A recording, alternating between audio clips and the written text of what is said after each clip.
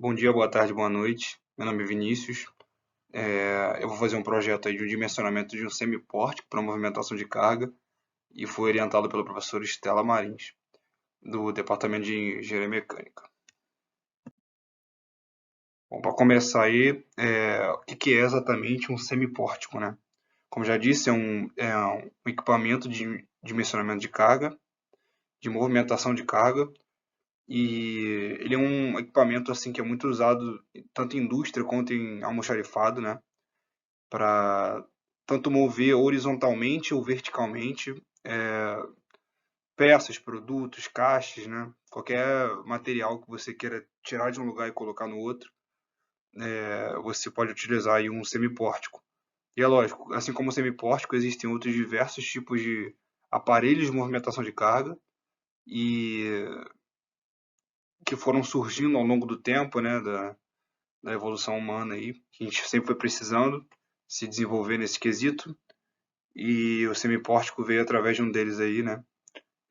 Como vocês podem ver, ele é metade de um pórtico praticamente, então ele consegue atuar em áreas menores que um pórtico no caso, né? Então ele tem, no geral, ele tem essa cara aí, essa estrutura e como vocês podem ver, ele tem uma alavanca ali, né? E uma estrutura que puxa o material para mover ele verticalmente. E ele roda por essas pontes superiores aí para mover ele verticalmente. Ele também pode se mover ao longo do eixo que ele está interligado aí.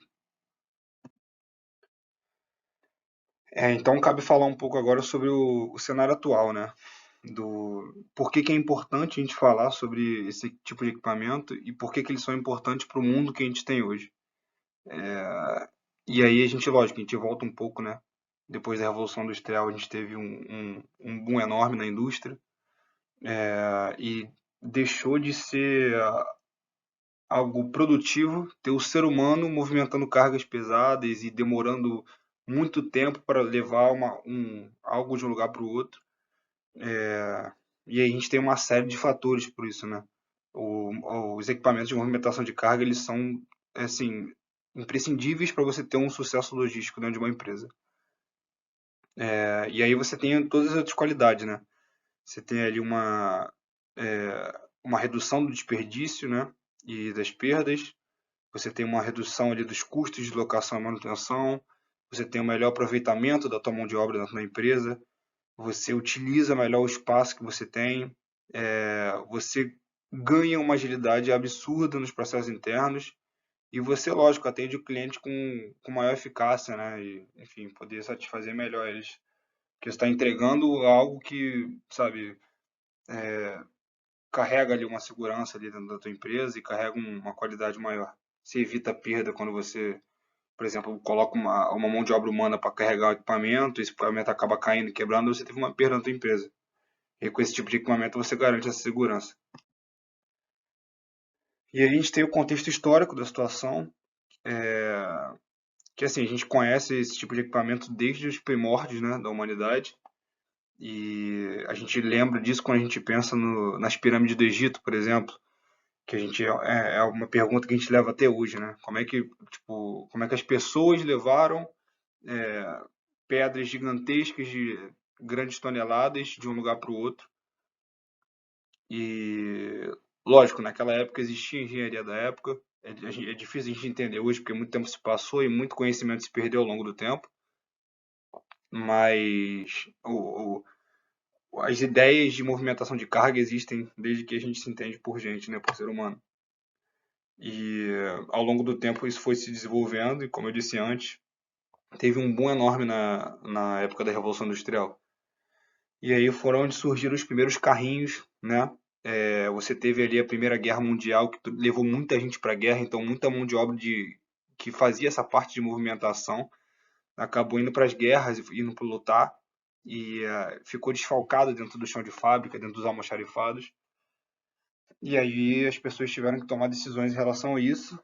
E foi nessa época, mais ou menos, que surgiram as grandes patentes assim das primeiras máquinas de movimentação, né? E aí a gente consegue ver pelas figuras aí que tem o pallet, né? Esse aí foi um dos primeiros pallets motorizados, né, eletricamente. Na figura mais da esquerda a gente consegue ver um carrinho, né, e um trabalhador movimentando ele. Bom, e aí a gente começa a falar dos tipos de equipamentos, né? E falando assim, inicialmente dos veículos industriais. E aí a gente tem as empilhadeiras, né? Que os veículos industriais eles são usados basicamente de uma forma muito ampla dentro das indústrias. Eles servem tanto para você usar eles para armazenar os materiais, até como a própria produção, né, de levar um material de um lugar para o outro. E as empilhadeiras basicamente são uma figurinha, né, são a marca das empresas, assim. É muito raro, praticamente inviável hoje em dia você ter uma empresa de médio e grande porte e você não ter uma empilhadeira dentro da tua empresa. E aí a gente consegue ver alguns exemplos de empilhadeira também, que tem a empilhadeira elétrica, tem a manual, a de combustão e a portuária, né? A gente tem também as transpaleteiras, né? Que também servem para essa locomoção horizontal, que basicamente transporta o material de um lugar para o outro, né? Desde que essa localização seja fixa, digamos assim, um caminho. E eles não, por eles terem rodinhas, eles conseguem suportar uma carga um pouco mais alta do que os pallets. E eles podem ser por três tipos também, né? Podem ser a transpirateira manual, ou do tipo semi-elétrica, ou uma transpirateira completamente elétrica.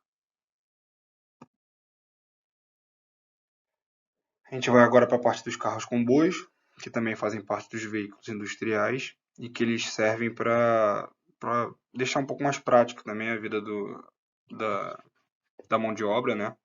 Até porque, de qualquer jeito, nos outros carros precisa ter uma mão de obra humana ali carregando os pallets e o carrinho ele consegue transformar isso numa maior escala, digamos assim, né? Como é que vocês podem ver na segunda imagem aí dos carros comboios, ele pega, ele faz como se fosse um pequeno trem, né? Uma mini fila ali de vários equipamentos sendo transportados. A gente entra agora dentro da parte de equipamento de elevação e transferência. E aí nesses estão os que a gente conhece, uma maior parte assim, né? Que são os que a gente consegue ver, por exemplo, quando a gente está andando na rua, está tendo alguma obra, a gente vê esse do guindaste móvel, ele é muito utilizado. A grua, né? Que é o guindaste que a gente conhece assim, em zonas portuárias, tem muito, né? Em zonas de aeroporto. Os pórticos, que é basicamente a parte inteiriça do que o projeto se trata, né? Porque esse é o pórtico inteiro. E o guindalto.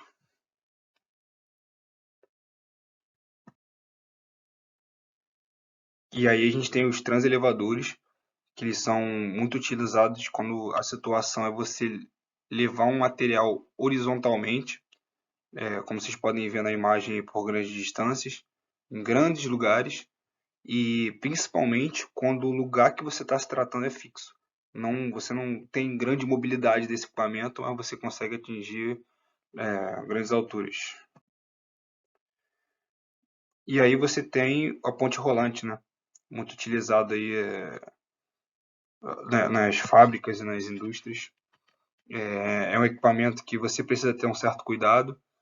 Ele ocupa um grande espaço, como vocês podem ver na imagem, ele ocupa o lugar quase inteiro que você está vendo nessa foto da esquerda aí. Mas eles conseguem movimentar verticalmente, horizontalmente, dentro daquele lugar fechado ali que você tem grandes, de certa forma, assim, grandes cargas e motorizado. Então é muito prático e é muito utilizado. E agora a gente tem os transportadores contínuos, né? E que eles são responsáveis por transportar os materiais de um lugar para o outro. A gente vai usar algum deles dentro do projeto que vai ser feito, mas eles basicamente são aquelas esteiras que a gente coloca o produto, ele caminha, vai seguindo o caminho que tem e segue até o outro ponto. Ele tem as esteiras transportadoras, A gente tem as monovias, que elas atuam numa área superior, que elas evitam passar dentro do tráfego humano que tem, por exemplo, no chão de fábrica ou dentro de um almoxarifado. Então ele faz curvas e segmentos retilíneos numa área superior e o material ele passa por cima. E tem o transportador de roletes, que a gente conhece muito bem, né, que acho que é o mais visualmente reconhecido, assim. Bom, e aí a gente entra no objetivo do trabalho, que é dimensionar um semipórtico. A gente tem que montar um cenário para a gente conseguir ter uma assertividade dentro desse projeto, até porque quando você vai ver a norma, né, NBR 8400, certas partes dela, ela pede para você definir se vai ser num lugar fechado, num lugar aberto. Então, para a gente poder fazer de forma mais assertiva, a gente tem que criar um espaço, como se fosse um cliente, né? E aí esse semipórtico que vai ser feito, ele vai levantar caixas de até 100 quilos, né? E aí a gente tem o produto a ser movimentado. Vão ser caixas com torneiras embaladas, com papelão e plástico. Essas torneiras vão ser metálicas, tá? E aí a gente tem o cenário, que vai ser um almoxarifado de uma fábrica, de mais ou menos 200 metros quadrados da área, né? E e lógico, esse ambiente tem que seguir as normas técnicas. O ambiente vai ser fechado, ou seja, vai ser livre de ventos. Vai ter uma pressão atmosférica de 1 atm. A temperatura e a umidade vão ser ambiente. E o equipamento ele terá um tempo de serviço de 8 a 10 horas.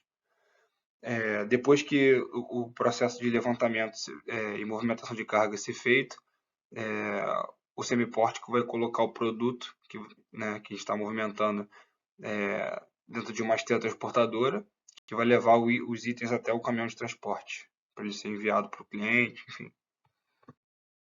E aí, a forma que a NBR funciona, né?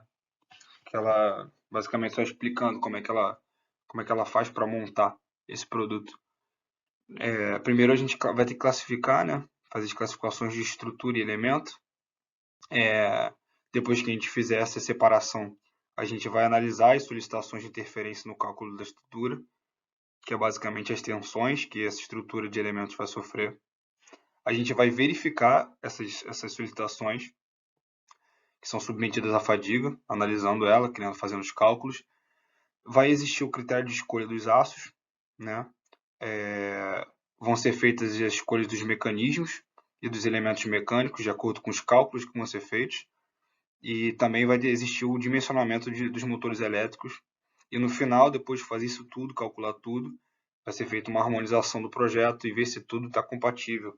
Se todas as peças escolhidas estão de acordo, se o motor elétrico não vai interferir na parte mecânica, se o aço escolhido para ser o estrutural foi um bom aço.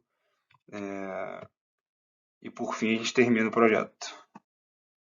Aí estão as referências bibliográficas. Obrigado pela atenção de todos.